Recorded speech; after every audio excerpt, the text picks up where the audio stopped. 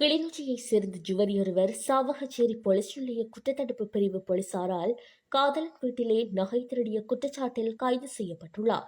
இதுகுறித்து மேலும் தெரிய வருகையில், சாவகச்சேரியைச் சேர்ந்த இளைஞனும் கிளிநொச்சி பகுதியைச் சேர்ந்த ஜுவதியும் காதலித்து வந்த நிலையில் காதலி காதலனின் வீட்டில் தங்கியிருந்துள்ளார். கடந்த 5ஆம் தேதி காதலனின் வீட்டில் தாய் வைத்த தாலிக்கொடி உட்பட கிளிநொச்சியைச் சேர்ந்த ஜுவதியொருவர் சாவகச்சேரி போலீஸ் நிலைய குற்றத்தடுப்பு போலீசாரால் காதலன் வீட்டிலேயே நகை திருடிய குற்றச்சாட்டில் கைது செய்யப்பட்டுள்ளார்.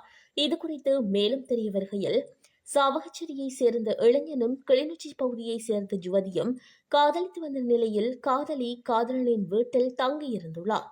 கடந்த 5ஆம் தேதி காதலனின் வீட்டில் தாய் வைத்த தாலிக்கொடி உட்பட 8 பவுன் நகைகள் காணாமல் போயுள்ளதாக காதலனின் தாயார் சாவகச்சேரி போலீஸ் நிலையத்தில் முறைப்பாடு பதிவு செய்யப்பட்டிருந்த நிலையில், விசாரணைகளை ஆரம்பித்த சாவகச்சேரி போலீஸ் நிலைய போதைப்பொருள் மற்றும் குற்றத்தடுப்பு பிரிவு போலீசார் கிளிநொச்சியில் இருந்து வந்து காதலன் வீட்டில் தங்கியிருந்த காதலி சாவகச்சேரியில் உள்ள காதலன் வீட்டில் வைத்து கைது செய்யப்பட்டுள்ளதாக போலீசார் தெரிவித்துள்ளனர்.